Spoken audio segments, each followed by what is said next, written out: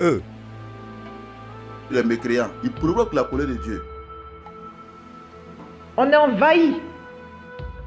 Nous, les gens d'ici. Nous, les vrais croyants. Si c'est comme ça, on n'a qu'à se faire justice alors.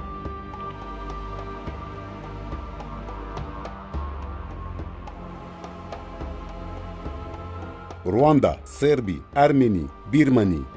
Pour lutter contre les idéologies de la pureté identitaire et éviter que les drames d'épuration ne se répètent, l'analyse des éléments communs à ces massacres a ouvert la voie à la prévention. Il est possible de repérer à temps les discours, les mots qui peuvent conduire au passage à l'acte, à l'élimination de l'autre, l'étranger, le mécréant, l'impur. Retour sur 4 ans de sensibilisation et d'action en Côte d'Ivoire. En particulier à l'ouest, à Abidjan et au centre du pays, un réseau de leaders d'opinion constitué de plus de 2000 personnes issues de la société civile et religieuse, des autorités publiques et traditionnelles, ou encore du journalisme, ont été formés par Verbatim à la détection et à la gestion des risques de conflits identitaires. Au total, nous avons touché environ 2 millions de personnes de manière directe ou indirecte via les médias. Nous avons traversé une période dure. Toutes les couches sociales ont été touchées. Il faut dire que ça n'a pas été facile, parce que nous voyons l'autre comme étant l'auteur de la situation dans laquelle nous nous trouvons. C'est comme ça que nous nous voyons avant. Chaque leader tire les gens vers sa religion. Et chacun a sa manière de faire son prêche. Je vous ai dit tantôt, il y a beaucoup de gens qui se disent imams aujourd'hui qui n'ont pas eu la formation des imams. Un imam doit être un théologien, quelqu'un qui a appris la théologie, qui sait, qui connaît vraiment le vrai sens du Coran. Chacun peut dire ce qu'il veut, mais en réalité, ce n'est pas comme ça. C'est une manière d'attirer les gens vers sa religion. Et c'est ce qui est mauvais pour la cohésion sociale.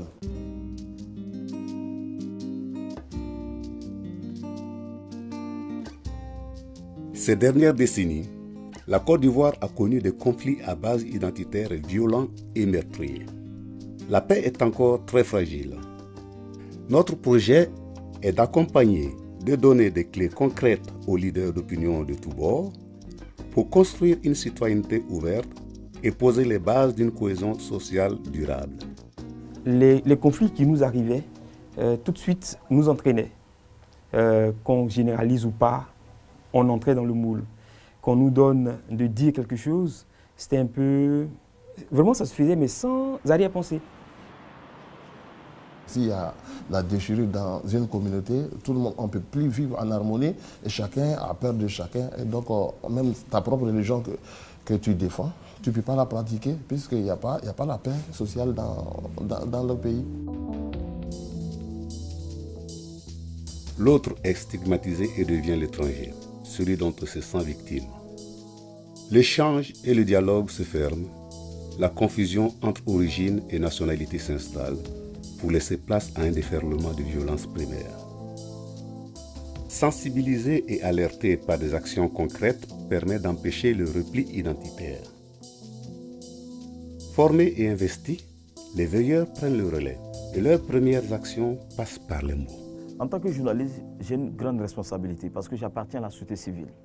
Mon rôle, c'est d'attirer l'attention des uns et des autres sur les dangers qui viennent à l'horizon, d'attirer, d'éclairer et également de tirer à boulet rouge sur les autorités qui instrumentalisent le peuple à des fins électoralistes. On a compris que certains mots utilisés peuvent créer de la violence. Donc désormais, quand quelqu'un nous envoie un message à faire passer, on analyse le message. On regarde si dans ce message, il n'y a pas de mots qui ont un caractère violent, qui peuvent entraîner une crise identitaire. Quand il y a un conflit, quand quelqu'un a fait une erreur, il faut lui dire lui, l'appeler par son nom, pour dire monsieur X a fait telle chose. Il faut régler comme ça, mais il ne faut pas indexer une communauté. J'ai appris à Verbatim qu'on pense que c'est de petites choses, mais quand ça commence petit, et puis ça s'embrase. Alors qu'au départ, on peut déceler le mal. On m'envoie un papier, on dit une milice d'Ozo, conquête de Boukani pour se venger d'Istil des Peuls. Mais c'est une bombe à retardement. Je balance un tel papier sur les zones de radio albayenne qui est écouté dans 90% du territoire, mais j'allume le feu partout. Partout où se trouvera des peuls et des lobbies, ils vont s'attaquer.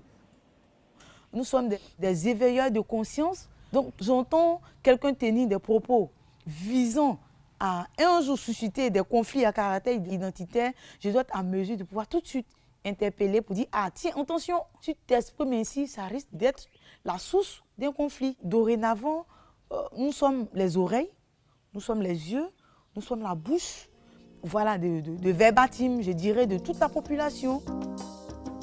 Si les mots peuvent créer des conflits, ils ont aussi le pouvoir de les désamorcer.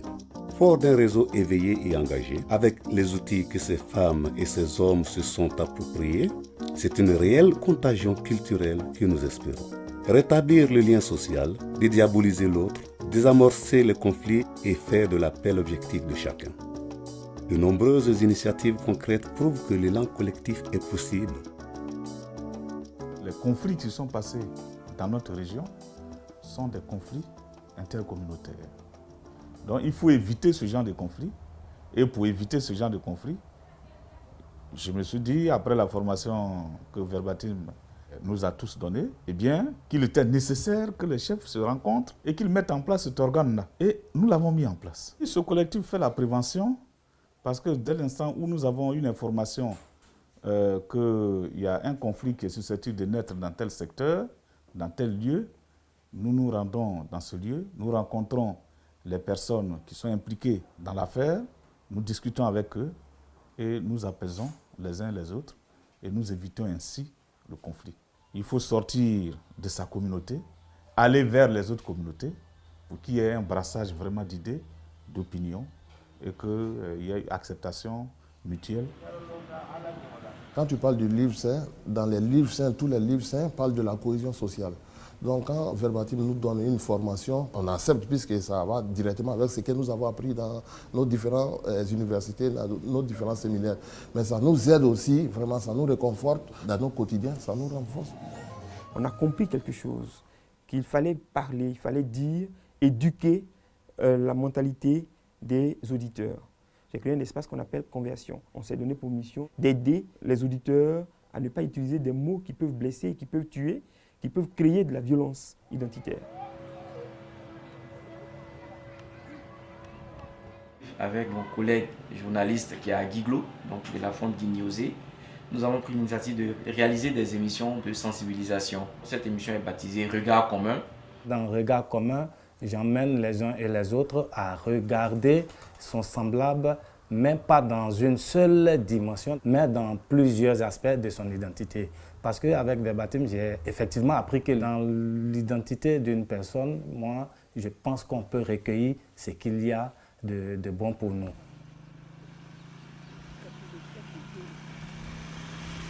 La femme, elle est au centre de beaucoup de choses. Et lorsque la femme qui est formée, qui est leader, arrive à s'engager auprès de sa communauté pour pouvoir lutter contre ce conflit-là, avec l'appui de la formation qui a été reçue par Verbatim, je pense que ça ne peut faire qu'amener vraiment la paix au niveau de notre région. Et aujourd'hui, il y a une présidence centrale de toutes ces femmes-là qui arrivent vraiment à ramener la confiance, à lutter contre tout ce qui est conflit au niveau de la zone. Parce que c'est grâce à ces rencontres-là que des femmes qui viennent de partis politiques, des groupes ethniques divers, arrivent facilement à pouvoir trouver des stratégies à mettre en place pour pouvoir vraiment résoudre ces conflits-là. Les périodes électorales sont un moment particulièrement propice aux dérives identitaires de politique. Ainsi, régulièrement, la population est appelée à voter pour un candidat de son ethnie, de son clan, pour son frère, plutôt que pour un programme. La confusion entre origine et nationalité fait rage et renforce le repli entre soi, l'idée de pureté, l'exclusion de ceux qui viennent d'ailleurs. Le réseau Verbatim se mobilise en période électorale. À l'aube des élections générales de 2015, nous avons initié une caravane de sensibilisation. Cette caravane a impliqué la participation des différents chefs de communauté d'ici et d'ailleurs. L'idée de montrer à la population qu'on peut appartenir à un groupe ethnique et le candidat en face peut être le même ethnique que nous, mais s'il ne propose pas un bon programme de société, on peut ne pas le voter. Et aujourd'hui, il ne faut plus voter les candidats selon leur appartenance ethnique, mais il faut plutôt les voter selon leur programme de société. Quand le jeune ne travaille pas, qu'il est oisif, on peut l'utiliser facilement. Je pense qu'il y a quelques années de cela, les jeunes étaient véritablement instrumentalisés par le politique.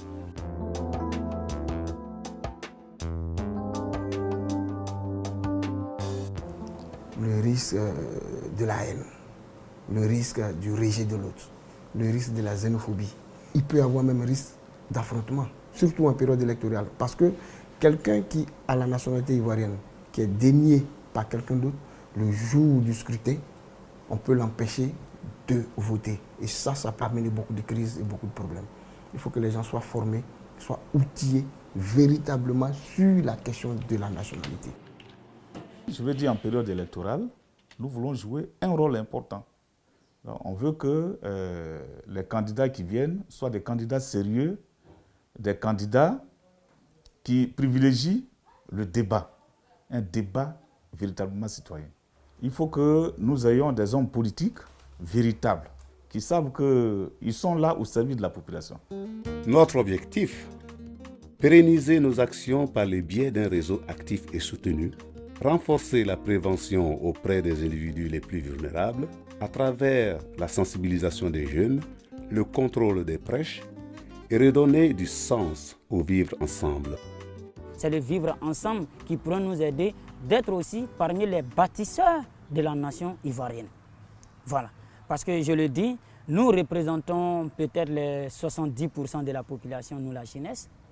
Et si cette jeunesse est unie, si cette jeunesse n'a pas de réserve entre elle, si cette jeunesse a un esprit de vivre ensemble, je pense que c'est à nous la jeunesse, c'est à nous le peuple de proposer notre projet. Et sans cela, je tiens déjà à remercier Verbatims pour dire que Verbatims a fait de nous un leader éclairé, un leader qui désormais sera engagé pour sensibiliser, pour communiquer. Parce que ces formations des leaders d'opinion nous donnent la force, nous donnent les outils, les instruments. Et les jeunes ont reçu, les imams, les chefs religieux, les chefs traditionnels. Tout le monde est unanime pour dire que nous en avons besoin. Les bâtisseurs grandissent en leadership. Ils prennent leur pouvoir citoyen en main, désamorcent les discours qui défendent la pureté ethnique ou religieuse, blindent les jeunes contre toute forme de manipulation, favorisent les débats publics de fond, apprennent à tisser des liens sociaux nouveaux, accompagnent le pouvoir public dans les initiatives de protection des plus vulnérables. Dans les sillons de ces premiers accomplissements solides se reconstruira une paix sociale durable, une société où le vivre ensemble fait grandir et enrichir, une société où la parole libère, transmet, désamorce les conflits et fait tomber toutes les barrières.